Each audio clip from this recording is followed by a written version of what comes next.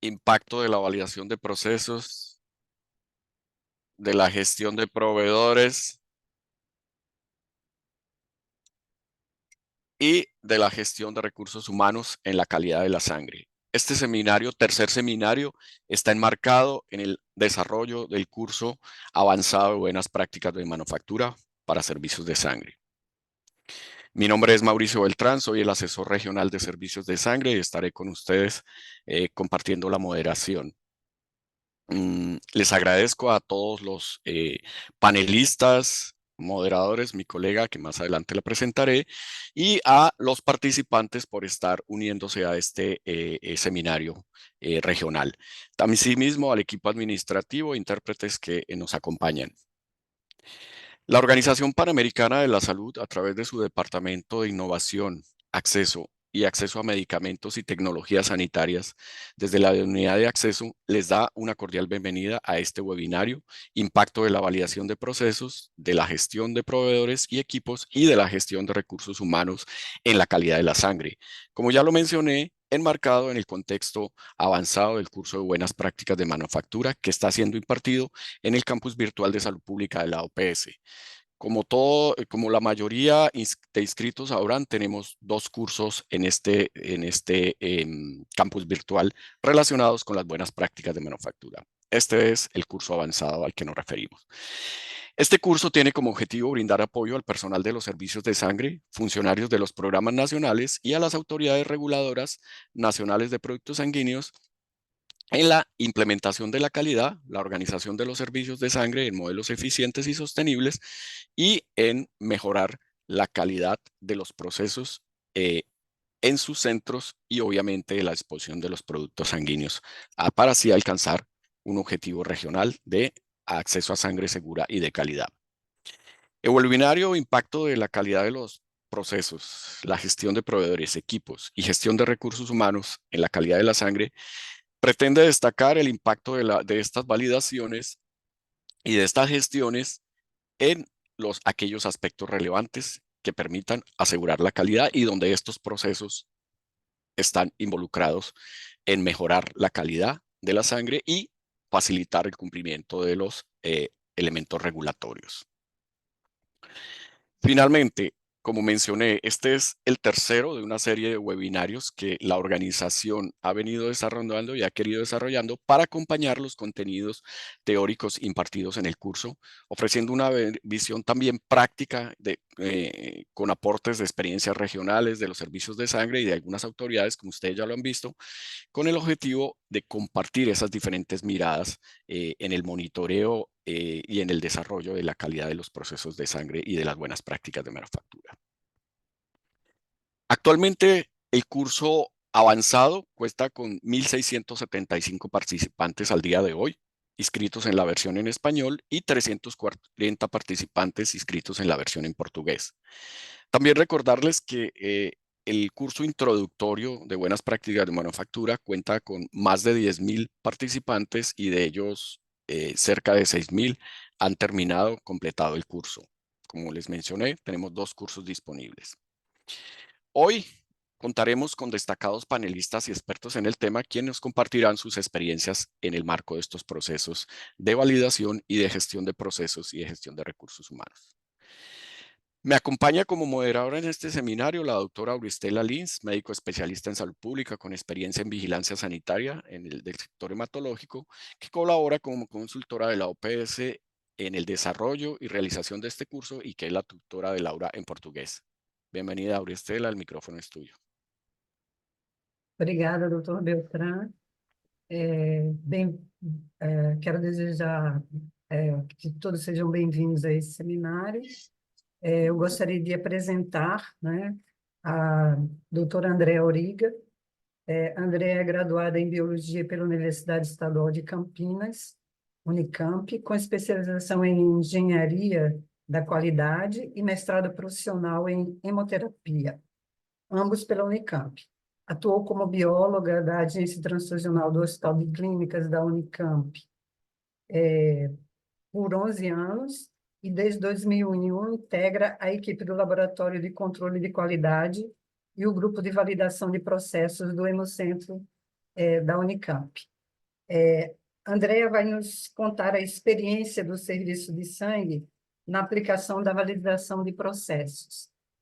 Então, Andrea, pedimos que você projete, por favor, pode abrir sua câmera e seu áudio, para poder projetar a sua apresentação.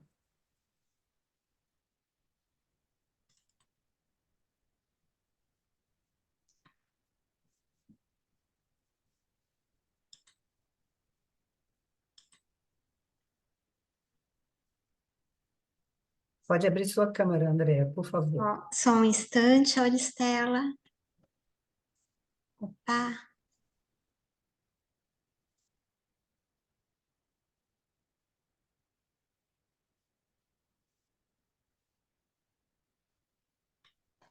Só um instante, uma dificuldade aqui, pontual.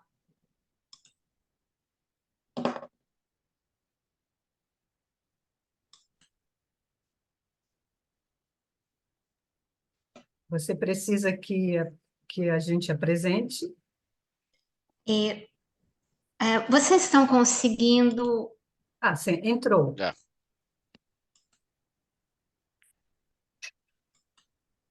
Por favor, coloque no modo apresentação. Tá, eu vou... Tô só... Já estão me vendo, né? Sim, já. Vamos ver agora se ele responde ao modo.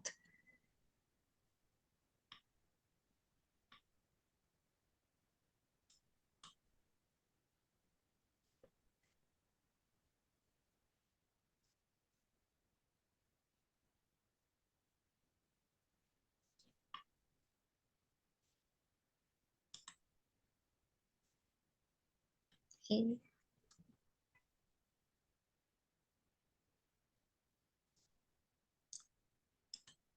Com uma dificuldade, Auristela, de mudar para o modo de apresentação. Foi agora, acredito. Sim. Ó. Ok. Posso iniciar? Sim, por favor. Bom dia a todos. De início, quero agradecer ao convite feito pelos organizadores desse webinar. É um prazer estar aqui com todos vocês. Espero acrescentar um pouquinho com a apresentação da nossa experiência em relação à validação de processos. Não exatamente de processos específicos, mas da prática e reestruturação dos processos de validação dentro da nossa instituição, que é o Hemocentro da Unicamp. Vamos lembrar que validação não é um elemento, uma ferramenta de melhoria de processos, tá? Ela apenas vai nos dizer que o processo foi adequadamente desenvolvido e que ele se encontra sob controle. E pensando em validação, eu tenho que ter ali coleta de dados que me permitam uma avaliação precisa e com uma segurança muito grande de que o produto final do meu processo ele está atendendo a todos os patamares de qualidade específicas para aquele produto que eu estou gerando, seja ele uma informação, seja ele um hemocomponente. E mais importante do que isso, e vocês vão entender por quê, essa evidência tem que ser documentada.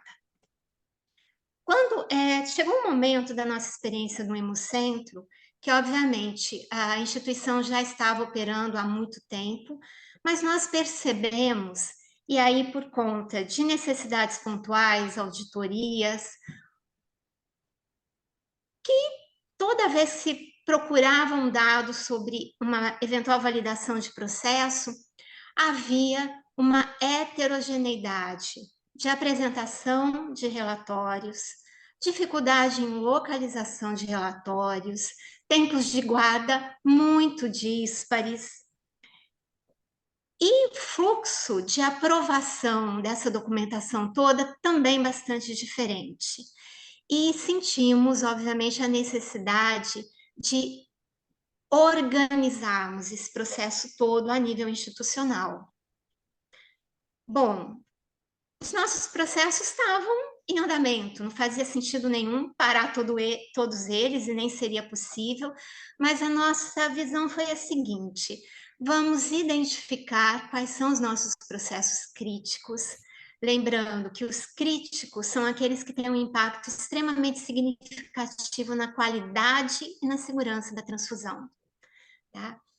E identificando esses processos, iniciaremos uma proposta de readequação dessa estrutura, pondo em prática a revalidação desses processos. Então, esse mapeamento foi feito envolvendo a área de qualidade, as áreas que estariam envolvidas, né, nessa execução e a nossa alta direção.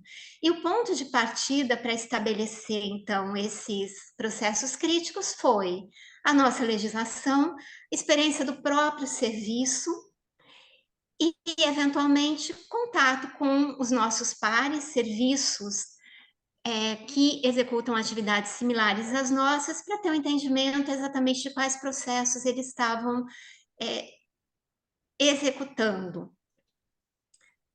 Bom, lembrando que a meta sempre foi a segurança. E quando nós falamos em hemoterapia, no chamado ciclo do sangue, já remetemos automaticamente a processos da área de coleta, de sorologia, imunematologia, processamento, os vários tipos de transporte que nós podemos ter dentro da instituição. E os processos, como eu disse, já estavam ativos. Olhamos com um pouco mais de cuidado se algum deles tinha um nível de evidência documentada que pudesse, naquele momento, satisfazer uma necessidade inicial básica, que naquele princípio esse processo não necessariamente necessitaria ser revalidado. Na realidade, entendemos que a maioria deles sim. E prestamos muita atenção para identificar se estávamos ali institucionalmente no momento de pré-implantação de algum processo ou se já estavam sendo almejadas mudanças naqueles processos selecionados como críticos. Por quê? Aí talvez fosse mais interessante não revalidar o processo que estava já em curso e investir na validação já com as mudanças, ou no processo pré-implantação como uma validação prospectiva. Executamos um cronograma de validações para que nós não nos perdêssemos, delimitássemos um tempo que não fosse extremamente excessivo para conduzir essa transição. Divulgamos os prazos para execução das validações de processo e partimos aí, então, para a elaboração e execução dos protocolos.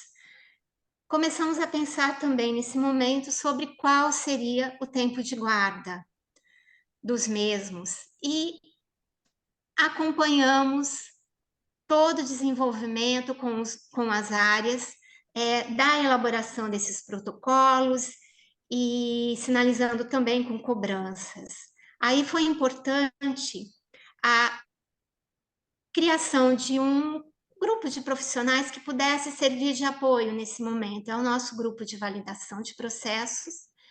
Ele é composto pelo representante máximo da área da qualidade, por um engenheiro da área de metrologia e por um componente do laboratório de controle de qualidade. É um dado interessante que eu acho que vale a pena compartilhar com vocês. Nesse primeiro momento, nós não achamos que seria extremamente vital sugerir um modelo de protocolo de validação. Então, as áreas, elas ficaram livres a utilizar modelos de protocolo, de estruturação, que elas eventualmente já tivessem já utilizassem, desculpa. Agora, depois de um certo tempo, nós percebemos que não, é importante sim. É importante estruturar, tá? A cara, os campos com as informações extremamente importantes que constem neste protocolo. E no momento de redigir esses protocolos, de pensar, foi um momento bastante delicado. Nem todas as áreas, nem todos os profissionais tinham vivência anterior com validação, então sempre a pergunta, qual protocolo eu uso, qual o melhor protocolo? E, infelizmente, nem hoje nós temos acesso a uma diversidade de protocolos enquanto propostas, protocolos balizados, né, por instituições, por órgãos. Então, a nossa fonte foi conversar com o fabricante de um equipamento, de uma bolsa para coleta de sangue, revermos a nossa experiência própria naquelas validações que haviam sido realizadas e no comportamento desses processos para entender que tipo de informação que seria valiosa para nós. Buscamos em literatura, aí vale uma outra dica, muitas vezes, num congresso, um parceiro apresenta ali um resumo de um processo de validação, lembrei quem foi, entrei em contato, de oportunidade para discutir experiências e trazer para a instituição algumas possibilidades, tá? Para elaborar o protocolo. E aí, no momento, né, de você colocar isso no papel, precisa pensar em algumas coisas. Na questão custo-benefício. Será que vale a pena eu inchar o meu protocolo? Preciso de suporte financeiro ou não? Tenho esse suporte? Tenho profissionais para executar? Qual é o tempo que eu tenho para executar esse protocolo? Né? Não necessariamente um protocolo que vai me demandar um tempo imenso é o mais adequado. Então, pensar com bastante criticidade em tudo o que a gente vai propor para essa validação. Lembrar que muitas vezes nós precisamos de suporte, a área nem sempre é plenamente autônoma, né? Acordar esses suportes e ver de que forma eles podem, de fato, se concretizar. Eu posso também ter protocolos institucionais para o momento inicial, que é a validação inicial de um processo, e protocolos com um perfil um pouco distinto para revalidações. Então, isso também, essa possibilidade é muito interessante. E preciso também, olha, tá, eu vou validar ou revalidar um processo, mas é preciso revalidar periodicamente? Não basta validar no início da sua implantação? Então, essa vai ser uma leitura da instituição, tá? É um aprendizado, mas existem algumas sugestões na literatura, que em mudanças de área física é interessante você revalidar o seu processo. Obviamente, você fez uma alteração no processo, isso chama uma revalidação, mas o processo está sinalizando não conformidades. Precisa fazer uma intervenção nesse processo e precisa revalidar essa intervenção. Mas também há uma outra opção, que é a que nós escolhemos aqui para o Hemocentro, que é uma revalidação compulsória, ela vai acontecer a intervalos definidos, mesmo que nós não tenhamos nenhuma evidência de problemas com os processos.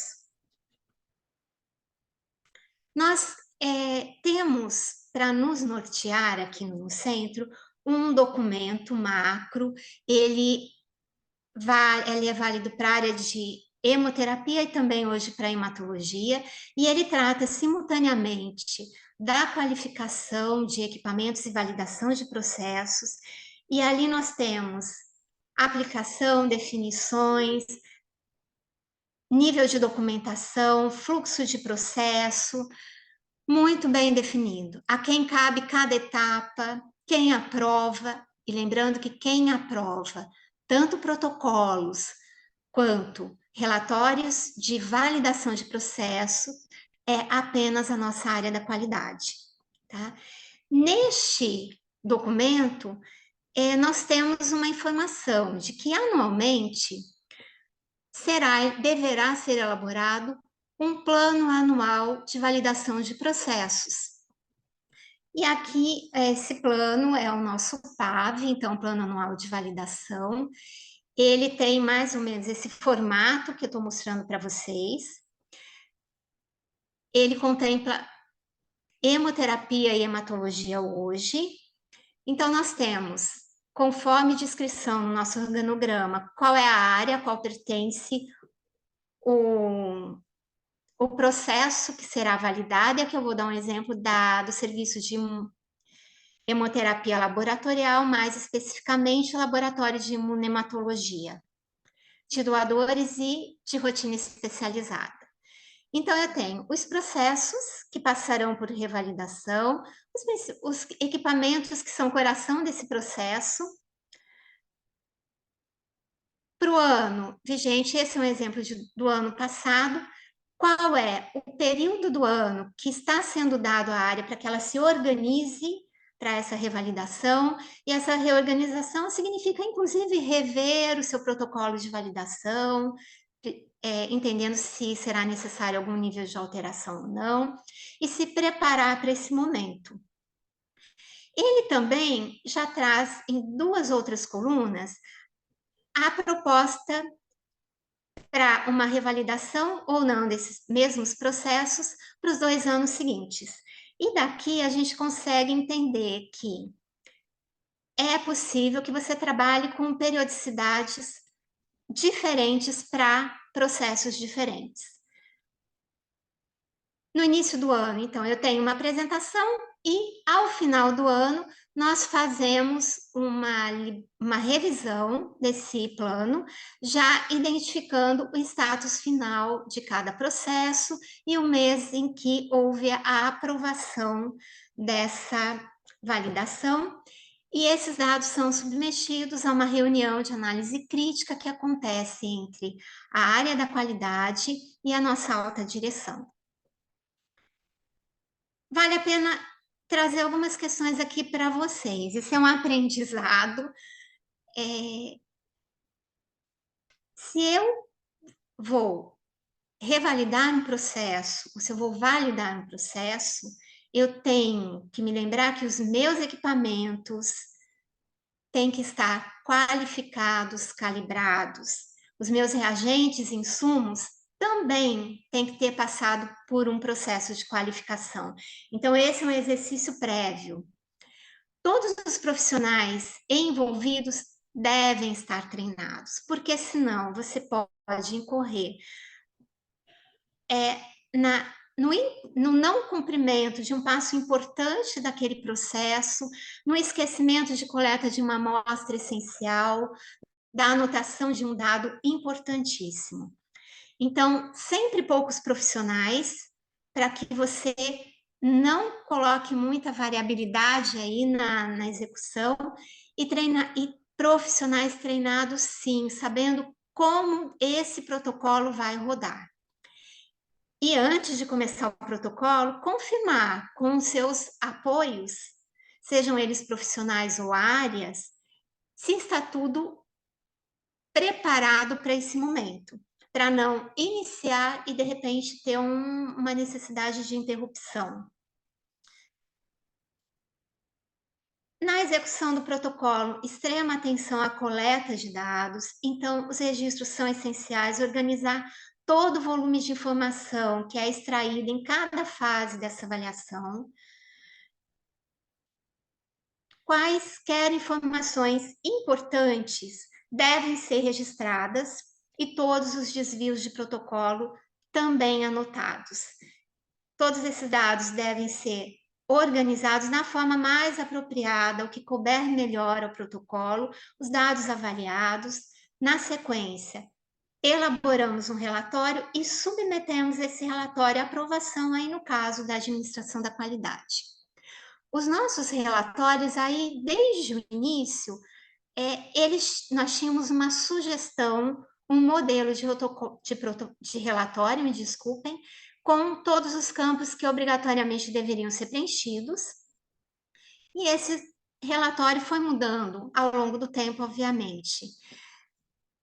Um campo específico, depois, para aferição do status de validação ou não validação do processo feito pela administração da qualidade, com potenciais observações, e independente do status, isso segue para a alta direção também ter ciência desse processo todo. Processo validado, ok. Vamos, então, cuidar da implementação do mesmo, ou da manutenção desse processo na rotina, se for uma revalidação. Sendo necessário, numa introdução preliminar, principalmente, treinar a equipe, iniciar o processo, estabelecer algum tipo de acompanhamento. Se é uma produção de hemocomponentes, temos um laboratório de controle de qualidade que pode dar esse suporte e gerar dados. Aí talvez valha a pena, de repente, até aumentar uma casuística proposta para acompanhar melhor o processo.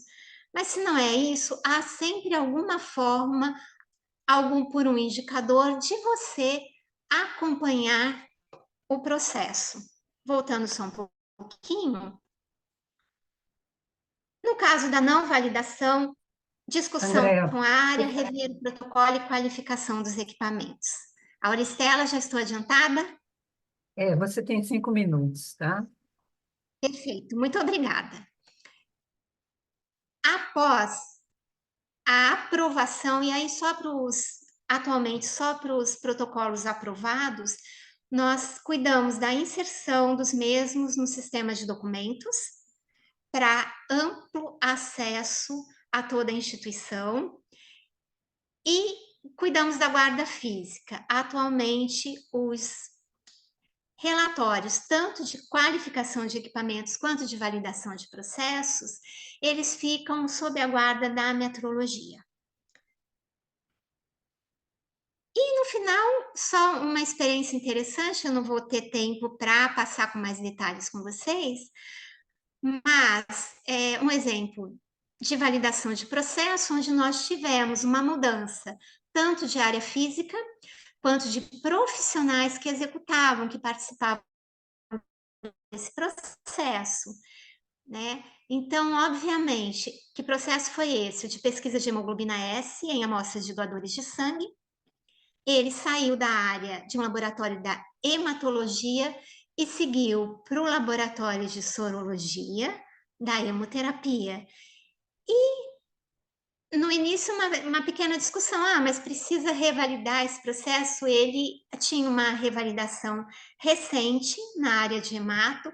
Sim, o entendimento foi que seria necessário, porque nós tínhamos muitos aspectos diferentes. Uma área que não executava, não era afeita a esse tipo de avaliação, um grupo novo, e ali fluxo novo de envio de amostras, de utilização de sistema informatizado, de interfaceamento, e é isso que eu falei para vocês no início. Tudo pode, mas é o mesmo processo. O processo pode ter similaridades, mas nós entendemos que ele não seria o mesmo. E aí seria muito frágil simplesmente implantá-lo. E aí é muito importante. Ela apostou na validação como um formato também de se sentir segura em colocar. Então, o olhar da área também é extremamente importante. E ali, só para mostrar para vocês, o protocolo foi desenhado, aprovado, tá? E o relatório depois elaborado com riqueza de informações, de tabelas, ele não está inteiro aqui, com todos os dados disponibilizados, uma fácil compreensão, fotos também para auxiliar, né, essa leitura de dados, fórmulas dos cálculos empregados,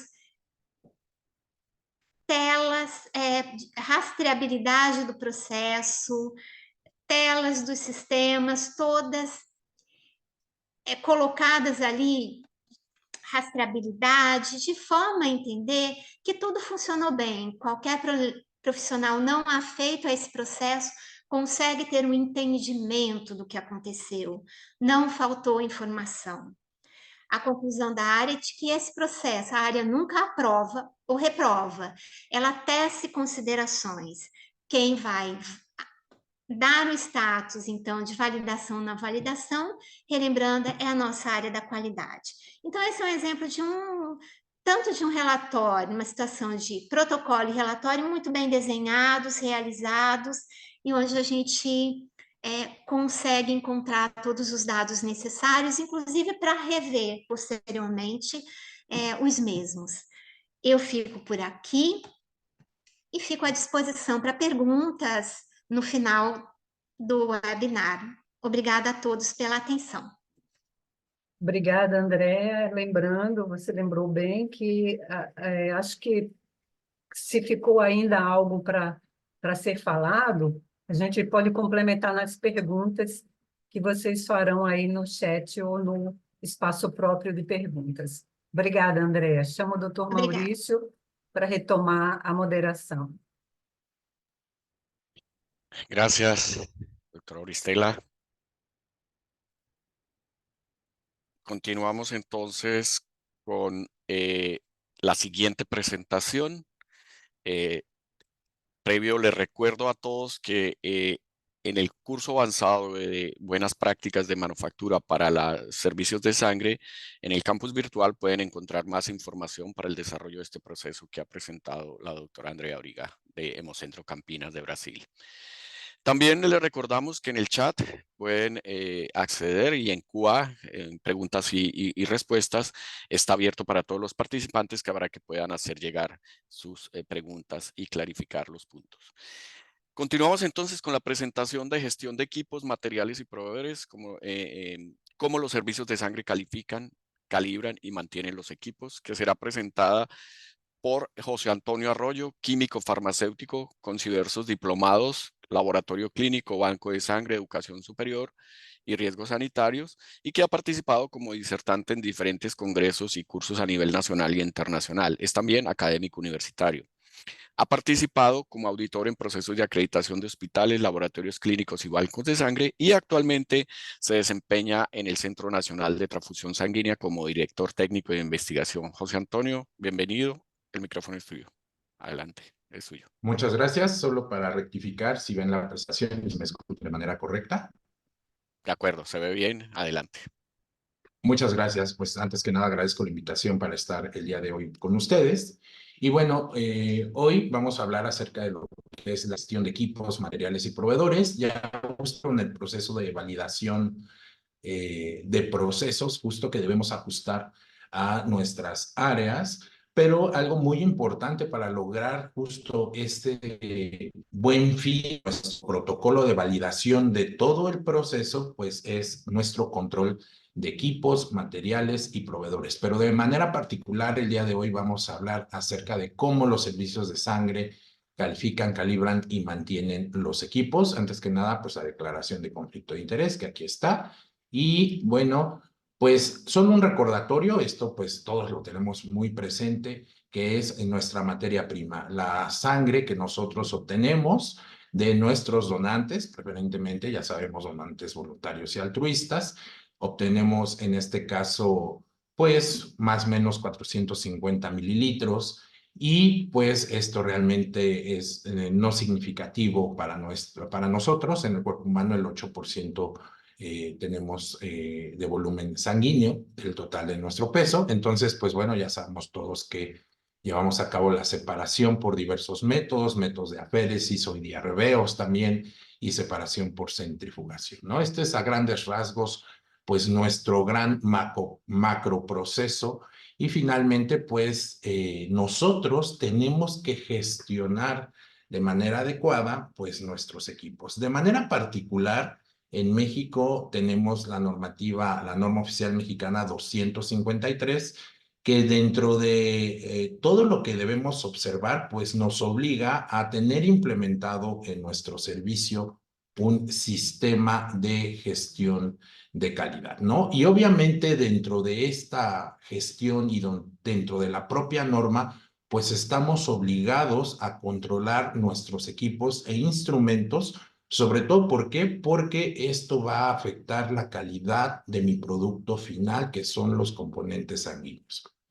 De forma adicional, y si damos una leída nosotros en la normativa mexicana, en el reglamento en materia de disposición de órganos, cadáveres, tejidos y células, establece que el banco de sangre debe tener un laboratorio clínico. Entonces, nosotros de manera adicional, en México tenemos una norma oficial mexicana 007 para el funcionamiento de los laboratorios clínicos, que también me obliga, por supuesto, a tener un sistema de gestión de calidad implementado, y pues de ahí también deriva el control de equipos e instrumentos.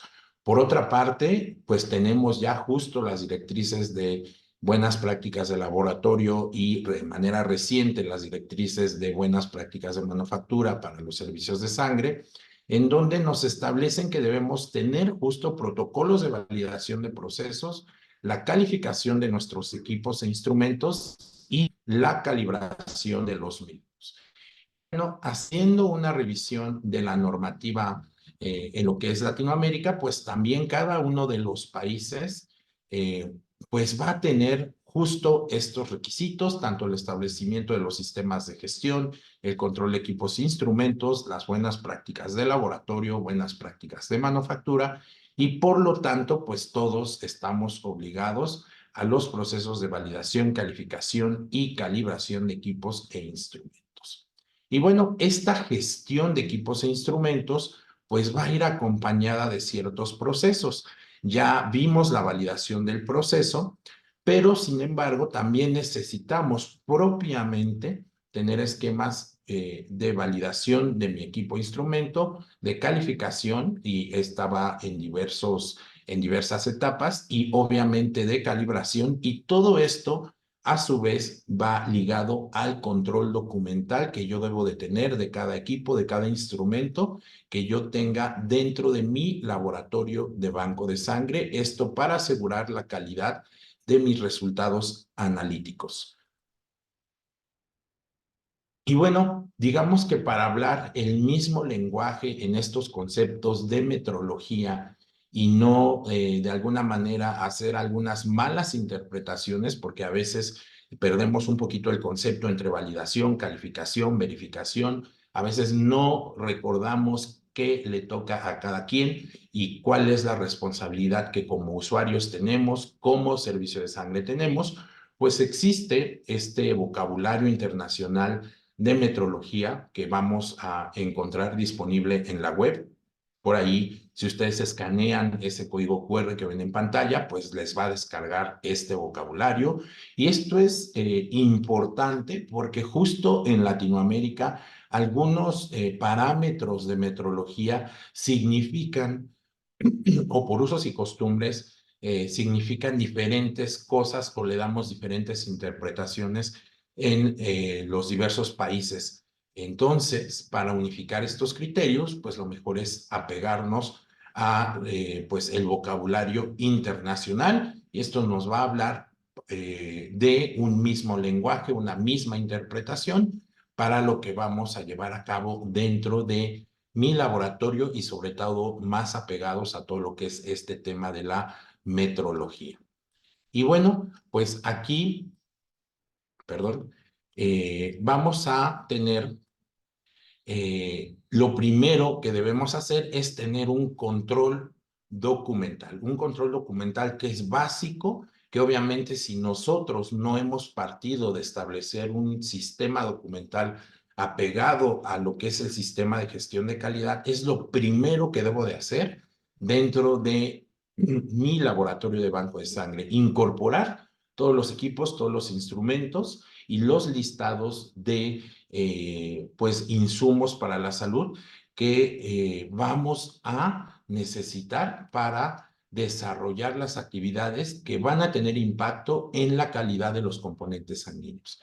Entonces, bueno, lo primero que hay que hacer es hacer un inventario de todos y cada uno de los equipos que tengo, justo para revisar cuál requiere pues un protocolo de calificación, cuáles requieren calibración, en qué cantidad de veces lo requieren y sobre todo también ver si requieren un mantenimiento, si este mantenimiento es viable, cuánto me va a costar el mantenimiento y sobre todo un seguimiento. Entonces, lo primero va a ser el control documental, integrar a mi inventario, si es que no lo tengo integrado, pues todos y cada uno de los equipos, y debo de tener información completa del equipo o instrumento en una ficha técnica. El diseño pues puede ser variable, ustedes lo pueden ir adoptando, pero lo primero y lo más básico que debo de ubicar, y hoy en día la tecnología nos ayuda mucho, yo les sugeriría una fotografía del equipo,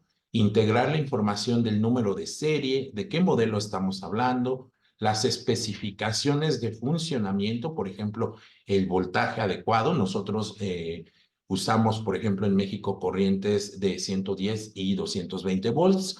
Tenemos ambas normalmente porque usamos ambas, pero sí es importante también pues determinar esto en la ficha de mi equipo y obviamente la antigüedad, porque también existe reglamentación respecto del tiempo de vida útil de los equipos e instrumentos. Claro, cabe señalar, por ejemplo, en México es muy dado a que pues yo extienda el tiempo de vida media de los equipos siempre y cuando hayan tenido buenos procesos de calibración si lo requieren y por supuesto los mantenimientos. Yo siempre pongo de ejemplo los automóviles, pues cuando los compramos siempre nos dicen para respetar la garantía usted tiene que hacer los mantenimientos sugeridos cada cierto tiempo o cada cierto kilometraje y obviamente esto me va a ayudar a, uno, hacer válida una garantía de fabricación y dos, a asegurar que finalmente el equipo instrumento funcione conforme a los parámetros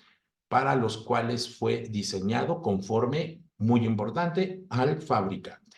Entonces, una vez que yo ya tengo esta parte, pues voy a necesitar dar un seguimiento, revisar el tema de la validación, y ahorita vamos a pasar a ese concepto, el tema de la calificación, el tema del mantenimiento y eventualmente revisar si mi equipo o instrumento es viable de una sustitución. ¿Por qué? Porque hay que reconocer que algunos equipos o ya tienen mucho tiempo o prácticamente la reparación o el mantenimiento es con un costo muy elevado que a la larga, en un tiempo de 3 a 5 años, me conviene mejor emplear un equipo nuevo, ¿no? Porque además, pues sabemos que muchos equipos, sobre todo los de nueva generación, tienen algunas ventajas, no nada más para su uso, sino también en el tema, por ejemplo, de ahorro de energía eléctrica. Entonces, esto es muy importante.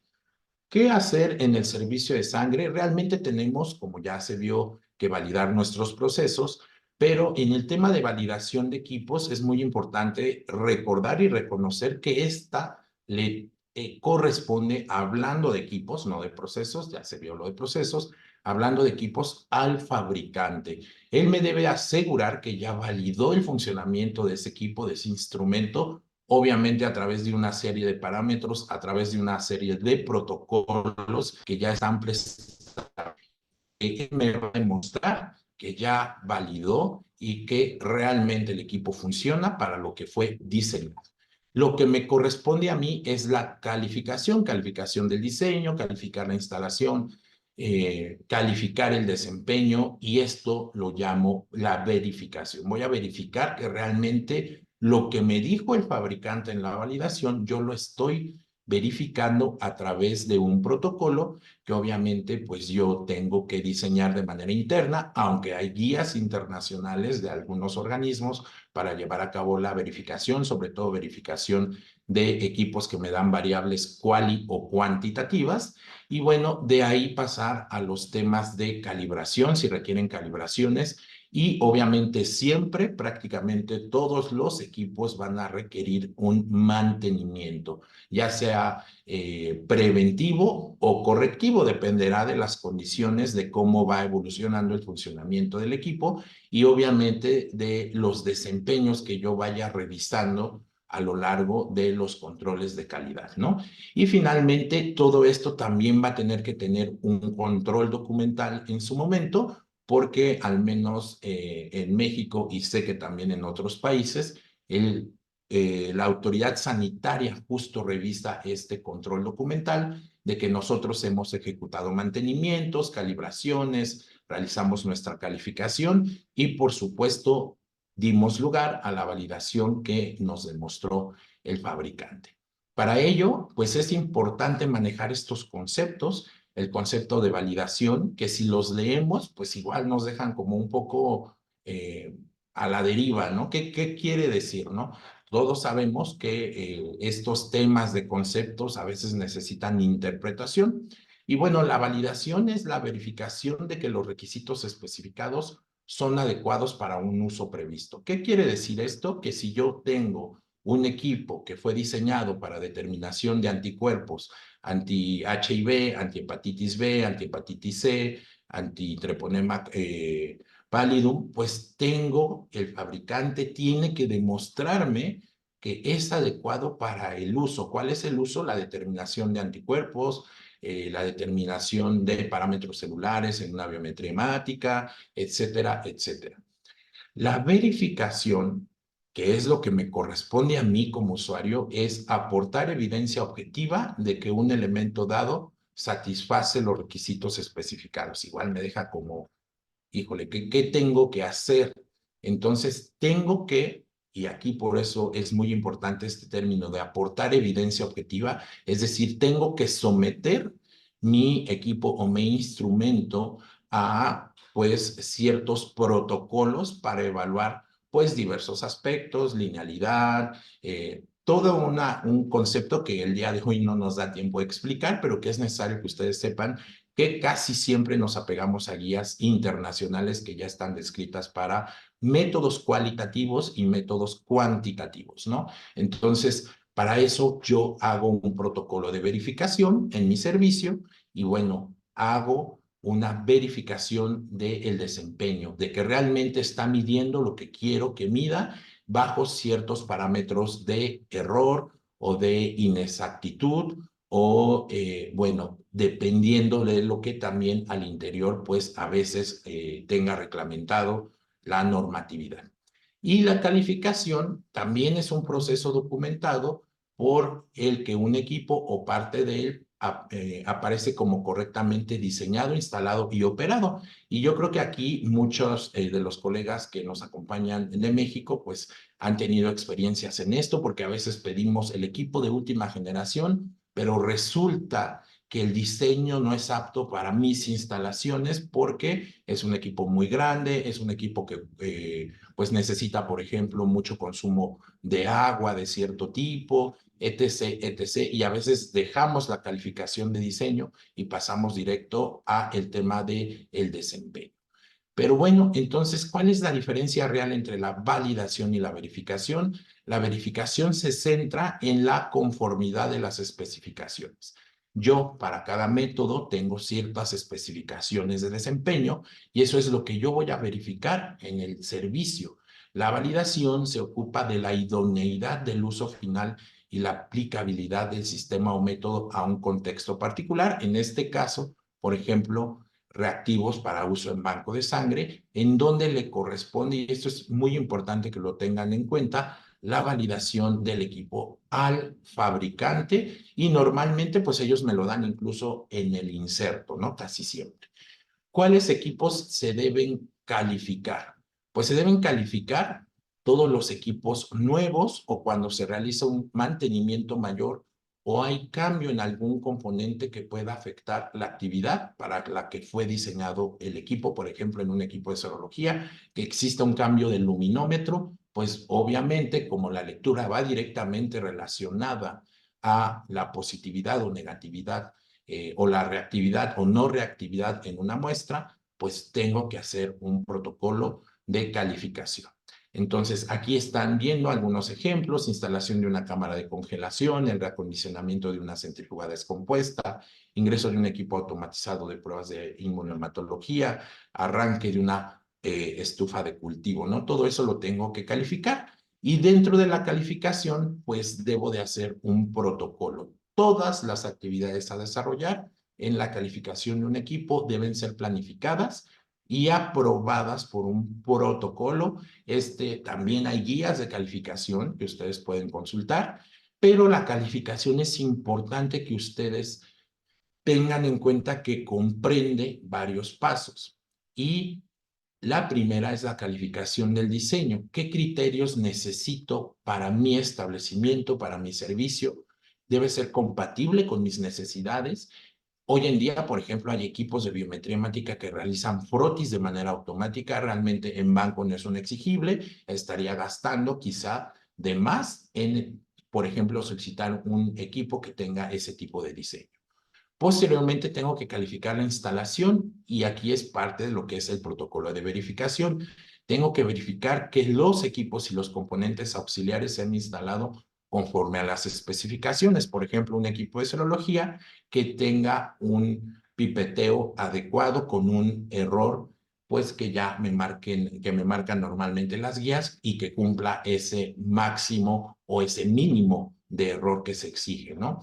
De la calificación de la operación, en donde verifico y documento el funcionamiento del equipo, y esto es parte de la verificación de la operación y del desempeño de lo que conocemos como verificación.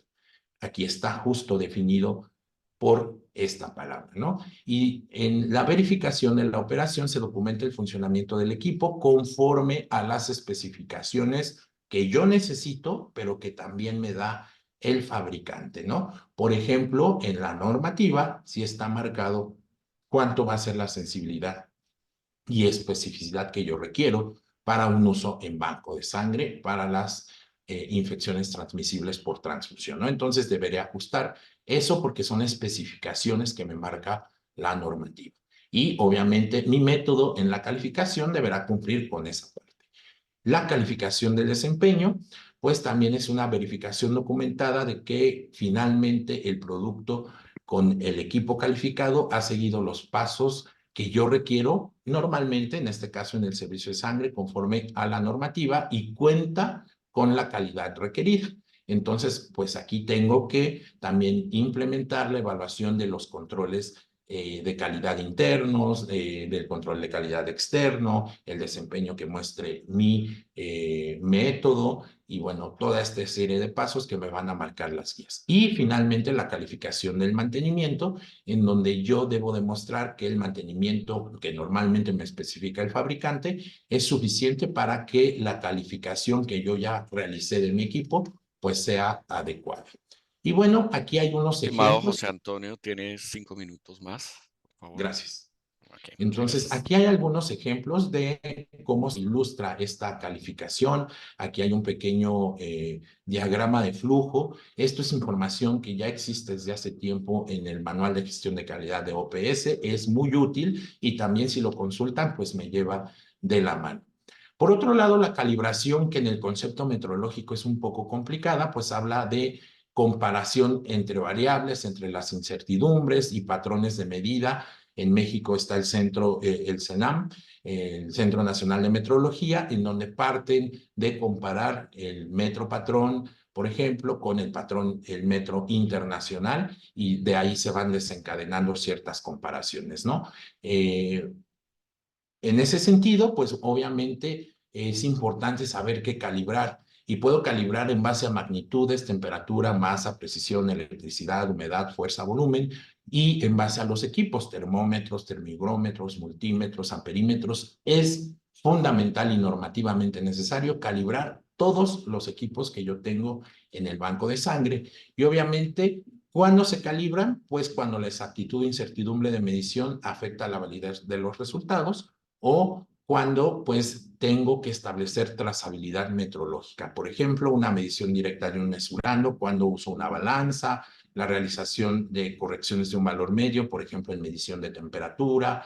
Y para eso pues voy a usar mi certificado de calibración, que está normado por una norma ISO 17025, debe de tener la trazabilidad metrológica, debe de especificar la estimación de la incertidumbre y la corrección para las mediciones. Aquí les coloqué un QR que me habla un poquito más de cómo hacerlas, si a ustedes les interesa, porque es un tema extenso y a veces un poco complicado de cómo interpretar estos certificados, pero pues aquí en este es un video de alrededor de 5 minutos, nos explica muy claramente cómo hacer estas correcciones, ¿no?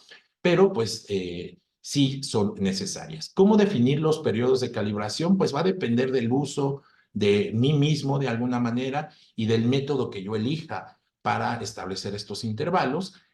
Pues hay diferentes métodos. El más conocido pues es el documento de ILAC G24, por ajuste automático, por gráficos de control, por tiempo de uso. Muchos nos guiamos por tiempo de uso. Entonces, pues bueno, va a ser muy variable y dependerá del método, pero sí tengo que realizar un programa de calibración de equipos al menos una vez al año. Aquí lo señalamos, con equipos propiedad del servicio de sangre y obviamente con el fabricante, equipos de comodato, y de plano, si el equipo no lo puedo ya calibrar, pues necesitaré un nuevo equipo y tener un programa de reemplazo también en base al tiempo de vida útil.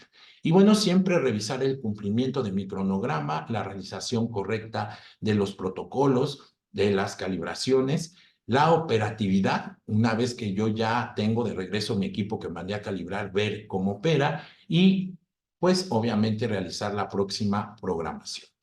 A término de conclusiones, tengo que plantear retos, la implementación del sistema. ¿Por qué? Porque me cuesta, eso es dinero de manera corta, pero a la larga me ahorra otros costos. Aportar datos, inventario de equipos, instrumentos, revisión del estado que guardan, ofrecer una vez que tengo estos datos soluciones, planear qué sustituir, qué comprar, qué calificar y bueno, revisar también el recurso económico al fin de priorizar qué es lo que me interesa más y obviamente presentar conclusiones finales para evaluar el costo de que no haga calibraciones, no haga verificaciones y bueno, esto obviamente el impacto que puede llegar a tener en mi calidad de los componentes sanguíneos. Pues muchas gracias y en breve pues estaremos respondiendo preguntas. Estimado José Antonio, muchísimas gracias por esta presentación, por compartir la experiencia en la gestión de equipos y por introducirnos en un tema complejo para los laboratorios de banco de sangre también. Continuamos entonces con la siguiente presentación. Antes quiero recordarles que el curso de Buenas Prácticas de Manufactura, el curso avanzado, tiene 2 versiones, una en español, una en portugués, y que además tiene vinculados un espacio de foros para que los estudiantes puedan debatir con los coordinadores de cada sesión, ya sea en español o en portugués. Para la versión en español está la doctora Gloria Barco y para la versión en portugués está la doctora Oristela León. Entonces, entrando al campus virtual, pueden, si tienen preguntas asociadas a este seminario, al curso particularmente, pueden gestionarlas a través de ellas. Continuamos entonces con la siguiente presentación de la gestión de personal, la experiencia de un servicio de sangre en esta implementación, que estará a cargo del doctor Ashley Duis. El doctor Ashley Duis es médico especialista en inmunología, director de la Fundación de Banco de Sangre de la Cruz Roja de Curazao, director del Banco de Sangre de Aruba, auditor de calidad, asesor regional de sangre, asesor regional en banco de sangre, médico inmunólogo del Centro Médico de Curazao y profesor de educación médica del Centro Médico Universitario de Groningen en Países Bajos. No sé si lo pronuncié adecuadamente.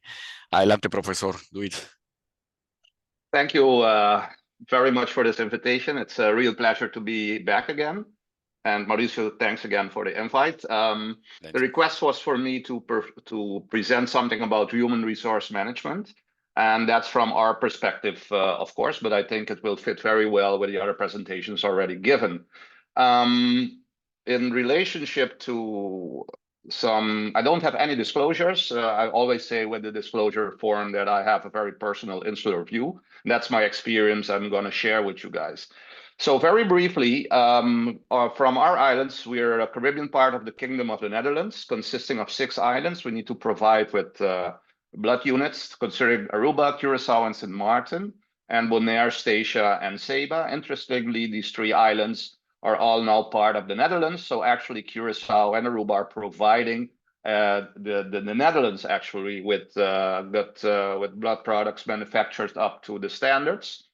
What you can see here in this slide is the population we are providing units, which is Curacao with around 160,000 people, Aruba about 112, St. Martin, Bonaire, Statia, and Saba. So organizing your blood bank and specifically providing those islands has its challenges, but all need to be anchored in a very good GMP program. These are the hospitals we actually provide blood units. This one is in Curacao. It's our medical centers with actually providing all specialties. So intensive care units, neonatal intensive care, oncology, trauma centers, etc. So it's a complex, high complexity medical facilities in which we provide our labile blood products. And just to finalize the organization, it's a Red Cross Blood Bank Foundation together with Aruba. We have a 100% voluntary, non-remunerated, self-sufficient program, and the blood products provided are RUCA reduced, FFP, platelets with the PRT characteristics, and about 10,000 donations a year. So that's our program. We have a regional reference center. Now, going to the situation of Curacao regarding human resources, it's all anchored in Curacao on legislation. There's a Landsverordening Bloedvoorziening, which is Dutch, and actually states in the law on blood supply. And this already states that the supervision of the whole program is done by the Inspectorate of Health. And what you already know from GMP training, and nowadays a little bit also called the GP, so the good practice, is that actually performing all of this is kind of looking at the risk assessment process. So it's very important to address this risk assessment process in order to provide quality in your labile blood products. And to have those in place, there are certain steps as provided, for instance, in this diagram where you look at donor management, donor requests, donor screening, your collection, manufacturing, testing, storage, transport until the hospital. And that's next to some managerial and supporting and monitoring processes you have to have in place in order to have this performed at a high level. And you can control this through audits, etc., etc. You all know, of course, of these different steps. What is important to realize is that the human resource part is an integral part actually of all of these steps. And I'll try to explain how we manage that in our neck of the woods. Now, if you go back to your risk assessment and you look at the way you perform, then you can look at all of these steps and in looking at those, consider the different risks you have. And in that way, also agree and look at your GMP and GP status in order to have those evaluated.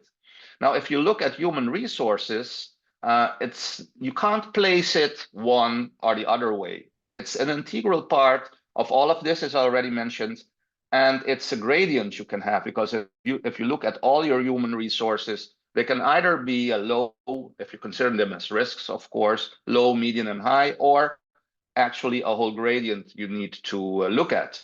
Next to that, you need to be aware that they need to perform, and their performance competencies are very important in relationship to your risk and to your GMP. And we also need to realize something else, which most of the time we're not quite aware of, or we don't put enough attention, is the fact that it's not only related to their competencies and their performance, but together there's also something we call the hidden curriculum. That means that, albeit considered, the way they perform is not only related to the product and, of course, the outcome on an individual basis, but they also are exemplary for other colleagues. So they correct the colleagues or they take the colleagues along their way. And that's what we call the hidden curriculum. So addressing this in a certain way for quality is not only directed to the individual person and the product, but it's also directed to the whole program and all of the other personnel active at the blood bank. Now, if you look at the quality system, and these are the European guidelines which we use, it's an integral part, as they state, that the quality system, what it encompasses, but it also certainly mentions personnel as one of the most important aspects to consider. Now, going back to our situation, as we were already discussing, what we can say is that in our way of looking at things, that we have the legislation and our blood bank and our quality system is based on EU quality norms, which you can find on the internet, which we use is the Guide to Preparation, Use, and Quality Assurance of Blood Components. This is the last version, the EDQM 21st edition of 2023. And that's also related to the PICS, so the Pharmaceutical Inspection Convention. And this also prescribes, together with this, the good practice guidelines for blood establishments and hospital blood banks. You have other guidelines you can certainly use. So it's not, we are using the European ones, but you have, of course, the PAHO for the Caribbean region, you have the AABB, and all of these actually mention the importance of the having your human resources in place. And I'll just show you, because I think their formulation is quite well described for this presentation. And if you look at what they show, they're saying in the guidelines that you have your human resources and the organization shall employ an adequate number of individuals qualified by education, training, and or experience. And next to that, they have a certain importance of their qualification. Those are personnel performing critical tasks shall be qualified to perform assigned activities on the basis of appropriate education, training, and or experience. So please remember education, training, and or experience. We've described the whole process of our small cell Caribbean blood bank in a publication in 2021. So if you want to see all of those steps we did, you can go back to this publication, which was in the series of ISBT Science. And there we describe these steps we made based on the quality systems for blood safety, like the 8th memoir presented by the WHO. And we made a list related to this 8th memoir, which assisted us in setting up the whole program and in order to also correctly address the human resource part. So it's very handy to have that also in place. And regarding training, as the 8th memoir says, you need to have a training and policy and plan. You have to have training for all of the BSM blood bank staff in quality and quality systems. And you need to train all other health professionals involved in that blood transfusion. And you need to evaluate the training and its impact on a regular basis. So let me take you on that journey and give you some tools we used, which I found very handy in order to set up this and be assured that you have everything in place. This is the UBIS guide, which is related to the EDQM and the European standards. And they have very handy documents you can use. And I'll show you in what way we use that. And I think it would be, and of course, you can use other standards, but it's just as an example what we did and what we're doing in Curacao. So they have this document on standards and criteria, which they refer actually to the inspection of blood establishments. But if you have those in place, then you're quite assured, then you can be quite assured that you comply with all of those regulations. And this is what we did in Curacao. As you can see, that document comes accompanied with an audit inspection training guide. And why am I mentioning this? Because this is the document you can use in order to put up your own program. So regarding, and that's for the whole program. Now, regarding personnel and organization, these are some cross-references. So what you have are your documentation sources, and you have your criteria, and you have the criteria the inspection would use. And these are the examples you have. So for instance, as we stated already, that there are sufficient qualified personnel to carry out all tasks which are responsibility of the blood establishment, individual responsibilities. This is the list of examples you would need to have. You would need to have a list of established posts and their occupancy. You need to have sample checks. You need to have an organizational chart. You can go through all of them, and this would be the evidence you would need in order to comply with the criteria, in this case, the quality criteria. So very handy to use. Another example is the qualifications, where you would have your training records and documented training, where you could show you would have continual training needs identified and follow up. All of these documents you need to have in place in order to comply. Now, if you go to the practical part, one of the things that was mentioned, of course, is your organizational charges. That's what you start with. Now, to help you all, this is in Dutch, but I translated this into the English version where you can describe, and this is just for our blood bank. You have a supervisory board, you have a management with 1 FTE. This is very important. You have to have a very well-defined quality officer that's more or less independent. And we have administration, phlebotomy, manufacturing, supply, laboratory, R&D, and education, and a technical support. So this is our organizational chart from which we would start. And one of the things that is required by those guidelines is that all of the personnel should have up-to-date job descriptions, which clearly set out their task and responsibility. And it's the responsibility for management processing and quality assurance should be assigned to different individuals. So if you look at this, and again, this is the job description in Dutch, but of course, we have them also in English. And if you would look at, for instance, our blood bank technologists, there's a whole list of certain aspects and responsibilities they need to take care of, which is very well described in their job description. And next to that, of course, if you have that, you need to have a description of the qualifications the person would have in order to work as a blood bank technologist. And in this case, it would be a bachelor's degree in medical technology, some certain license, depending on your country, and some other aspects that this person would need. But you need to have this well-defined at the beginning, not at the end. So in order to have that job description in place for hiring and having qualified personnel. Next to that, sometimes we tend to forget in our job descriptions, the inconveniences are also mentioned. And albeit physical inconveniences, working with donor material, or also taking care of them in case of accidents and needle injuries. And of course, in order to do this, you need to evaluate your training program and need to address this in a very structured way, coupled with policies and procedures to describe this.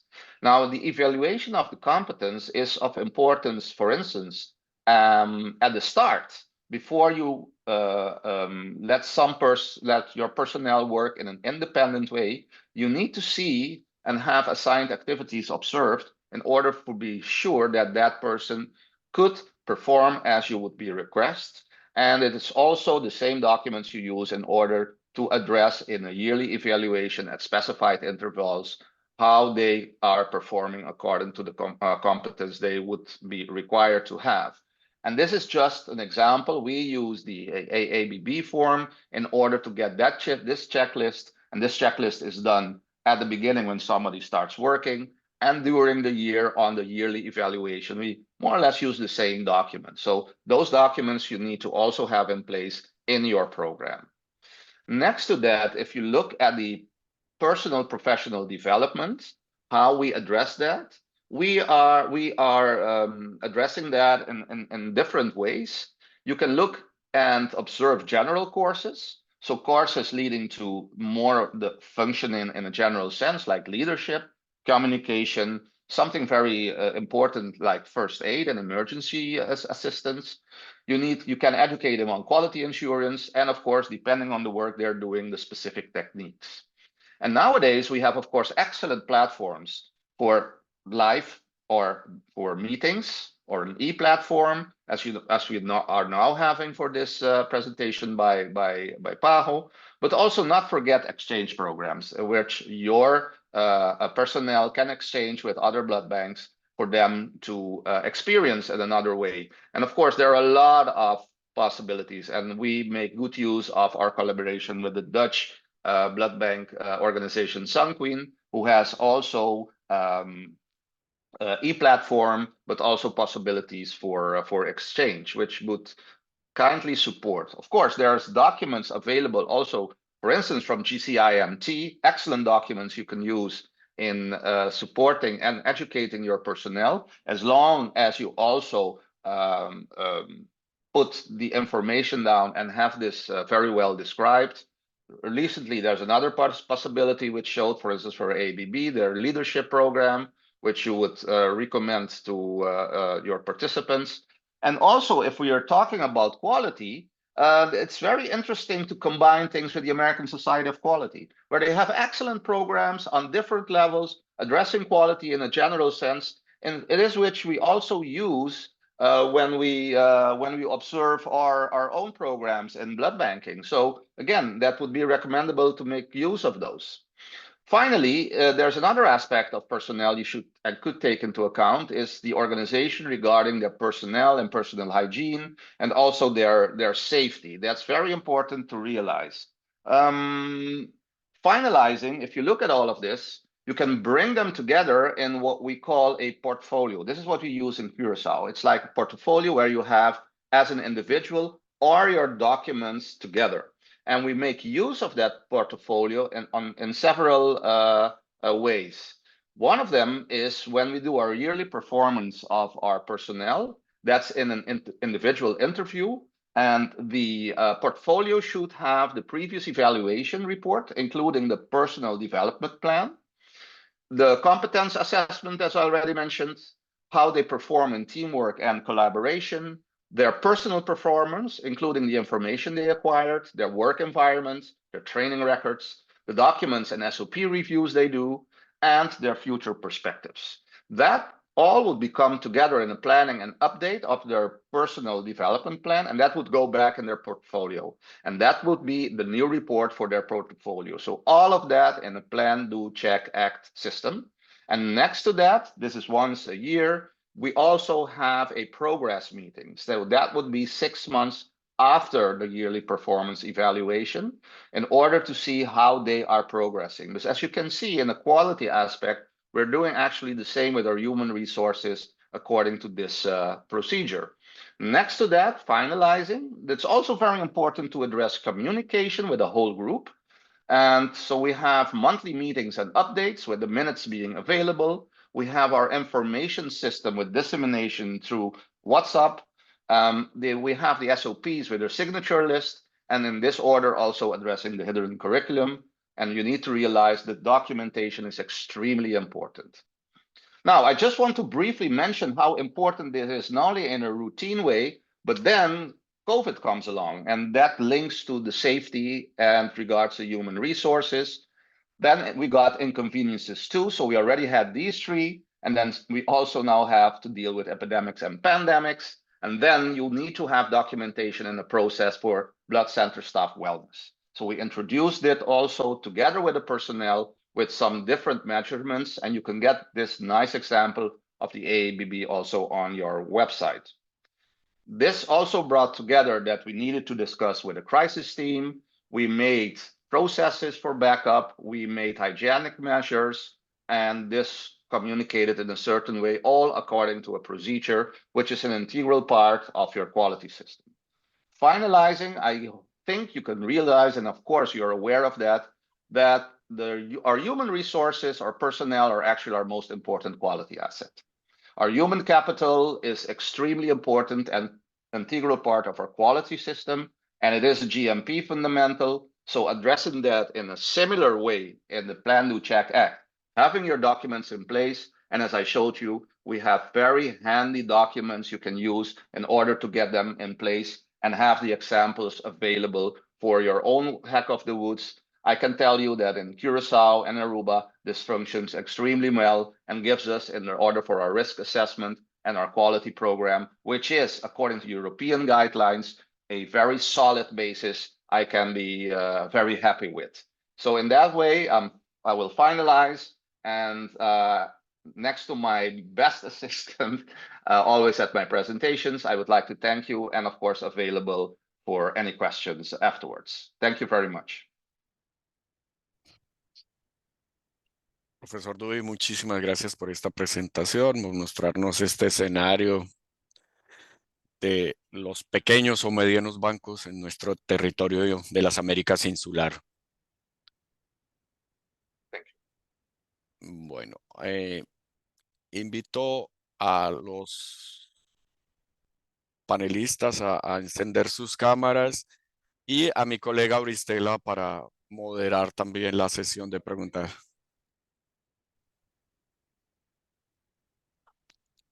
Doctor José Antonio, listos. Listo. Auristela, el micrófono es tuyo. ¿Quieres iniciar? Tenemos algunas preguntas ahí.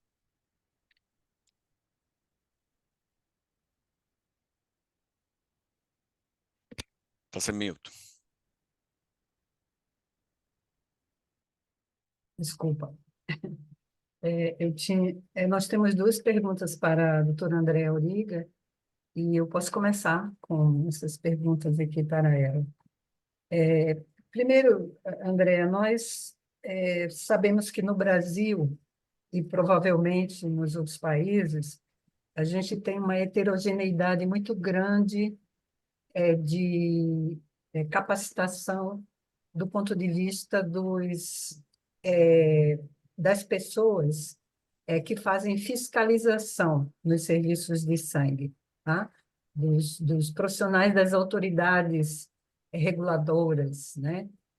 E eu sinto, como eu venho da vigilância sanitária, eu sinto que há uma certa ansiedade das pessoas que participam das inspeções sanitárias de saber o que, na verdade, ver, né? Como identificar se o serviço de sangue faz a validação e se faz adequadamente a validação. Você tinha começado a nos apresentar uma série de instrumentos nessa reestruturação que vocês estão fazendo no Hemocentro da Unicamp, né? Muito interessante sua fala. Acho que pode ajudar se você tiver algum outro instrumento, por exemplo, que você não tenha mostrado para a gente e quiser apresentar, mas o foco um pouco é esse, assim, da vigilância sanitária, né? Como um inspetor sanitário pode, estando em uma inspeção em um serviço de sangue, como ele pode identificar se aquele serviço realiza a validação de processos e se valida adequadamente essas avaliações. Alô? Auristela?